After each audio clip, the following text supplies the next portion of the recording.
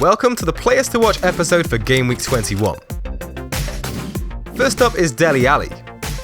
The Spurs midfielder has now scored 7 goals in his last 4 Premier League games after his brace against Chelsea last game week. In the same period, only Zlatan Ibrahimovic can beat Ali's 8 shots on target, and the 12 shots from inside the area managed by the Spurs man is second only to Alexis Sanchez. Spurs have a relatively kind schedule, with away fixtures against Man City and Liverpool being the only tough games on paper between now and Game Week 34. In Game Week 21, they host a West Brom side that are enjoying a successful season so far, sitting in 8th place in the league table. The Baggies have, however, been unusually poor defensively, having kept just 3 clean sheets this season. They failed to keep a clean sheet in any of their last 8 Premier League games. The next player to watch is Olivier Giroud. The French forward has forced his way back into the starting lineup with a goal in each of the last 3 Premier League games, taking his total for the season up to 6 goals in 13 appearances. Giroud's recent goals have been important ones too. He scored the only goal against West Brom a couple of weeks ago to secure the 3 points for his side. More recently, he inspired a late comeback against Bournemouth, providing 1 goal and 2 assists in Arsenal's 3-3 draw.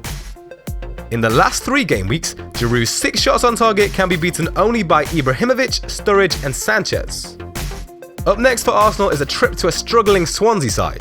They sit in 19th place in the league table, and their win against Crystal Palace last game week is their only win from their last 5 Premier League games. The Welsh side have conceded 14 goals over that period, and no team in the league have conceded more. Next up is Robert Snodgrass. With 3 goals and 1 assist in his last 6 Premier League games, the Scottish midfielder is showing impressive form. In his last 6 game weeks, Snodgrass has produced 20 attempted assists, ranking him 4th in that area, behind only Payet, Eriksson and Sigurdsson. In the same period, the Hull midfielder has been involved in 4 of his team's 6 goals, giving him a goal involvement of around 67%. There are some tough fixtures on the horizon for Hull, including away trips to Chelsea, Man United and Arsenal in the next 5 game weeks. However, Snodgrass has already returned points against Arsenal, Southampton and Everton this season, and clearly benefits from being on almost all set pieces for his team, including corners, free kicks and penalties. In Game Week 21, Hull host a Bournemouth side that gave up a 3-0 lead against Arsenal last game week.